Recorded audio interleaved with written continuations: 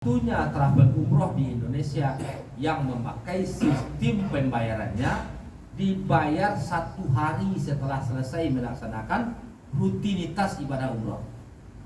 Kan rukun umroh yang terakhir tahallul, ya kan? 1 hari setelah tahallul baru dibayar. Jadi aman di kita. Itu satu. Nanti saya akan kasih bapak-bapak nanti 5 gratis 1. Enggak 10 seperti yang lain. Bisa 5 gratis 1 itu bisa. Tapi syaratnya ya bekerja sama lah. Beliau ini adalah mitra resmi kami.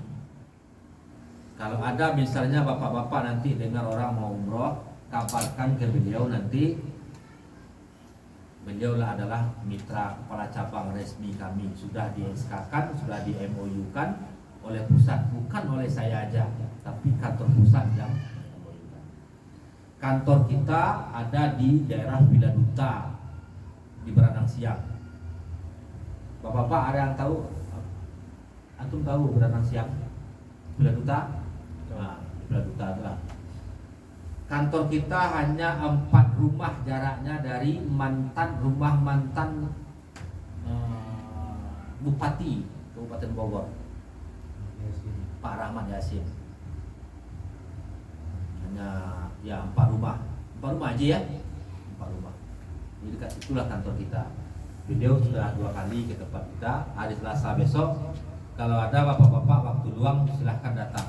Kita silaturahmi, kita cerita-cerita tentang umroh nanti dan diakhiri nanti dengan sholat berjamaah, makan nasi padang, diakhiri dengan makan nasi padang dan doa. Nanti kalau ada waktu ikut kan di hari Selasa. Kalau nggak ada kerjaan yang mendesak. Jadi umroh itu betul-betul kebutuhan kita. Jangan disepelekan. Karena itu bisa membuat dosa kita diampuni. Sampai di sini mungkin ada yang mau ditanyakan Bapak. Bagaimana? Kan kita harus memantaskan diri nih agar Allah panggil. Umroh ini tidak melulu uang Pak. Walaupun nanti pakai uang 100% pakai uang, tapi sungguh banyak orang yang tidak punya uang tetap berangkat umroh. Bisa nggak kita seperti itu? Bisa. Caranya gimana? Nabung. Apa yang ditabung? Amal soleh. Bisa nabung amal soleh, bisa. Nah, nabung uang gimana? Banyak ulama menyatakan, tapi rukun Islam mengatakan haji bagi siapa yang mampu. Imam Syafi'i dan Imam Hambali mengatakan umroh itu wajib. Kita mazhabnya siapa? Imam Syafi'i, umroh itu wajib. Imam Syafi'i mengatakan umroh itu wajib. Jadi apabila umroh itu wajib, ya kita wajib jalan melaksanakan. Bagaimana caranya? Jadi begini Pak, umroh atau haji bagi siapa yang mampu. Mampu itu apa? Mampu itu ulama tidak menerangkan mampu itu seperti apa. Enggak semua ulama menerangkan itu. Jadi mampu itu Bapak-Bapak, sesungguhnya kita yang ada di dalam ini tidak punya kemampuan sama sekali kalau Allah tidak kasih.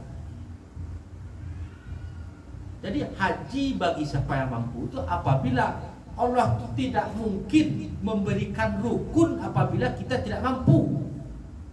Itu dalilnya. Dalil aklinya begitu. Apabila Allah memberikan itu rukun kepada kita, pasti kita mampu. Pasti kita dikasih kemampuan oleh Allah. Tinggal kita bagaimana kita mengambil kesempatan mampu yang dapatkan ini. Mampunya seperti apa? Jadi mampu dalam hal ini begini Bapak-bapak. Harta yang kita makan sehari-hari siapa yang kasih? Ayo. Siapa? Allah Subhanahu wa taala yang kasih. Nggak mungkin yang lain. Allah yang kasih. Nah, pertanyaannya sekarang seberapa kita mampu menyisihkan dari sebagian harta yang kita makan sehari-hari, kelebihan dari yang kebutuhan kita sehari-hari. Berapa mampu kita menyisihkan? Kita mampunya 2.000 sehari, sisihkan 2.000. Oh nggak cukup, nggak kuat Pak, saya mampunya hanya 5.000 seminggu, sisihkan 5.000 seminggu. Inilah yang dinamakan niat. Sisihkan 5.000 seminggu, berarti kita sudah melakukan niat. Niat itu kan menyengaja. Nah, apabila kita sudah lakukan itu, tapi betul-betul dari sini, ya Allah, aku menabung untuk berdua dengan istriku 5.000 ya Allah. Semoga berkah, semoga beranak, semoga kami sanggup. Dan jangan engkau cabut nyawaku sebelum engkau sampaikan aku ke rumahmu Baitullah, dan sampaikan aku berziarah ke makam kekasihmu Muhammad ya Rabb. Cukup doa itu, lakukan itu. Apabila itu sudah dilakukan, niscaya di saat itu jugalah Allah akan memberikan kemudahan dengan cara Allah sendiri. Makanya banyak orang yang tidak punya uang juga tetap berangkat umroh. Dengan cara itu dia sudah melaksanakan yang diniatkan. Enggak niat hanya sekedar di lidah. Lakukanlah, niatkanlah. Terus satu lagi, perbanyak sholat tobat, perbanyak zikir, perbanyak menyogok Allah. Allah tuh suka disogok Pak. Tahu antum cara nyogok Allah? Bang, cara menyogok Allah tahu? Nyogok versi antum tadi tuh sedekah. Sedekah itu cara menyogok Allah. Allah suka disogok. Walaupun 1.000, tapi kita istiqomah. Berapa mampu kita? 1.000 sehari. Lakukan setiap hari, lakukan 1.000.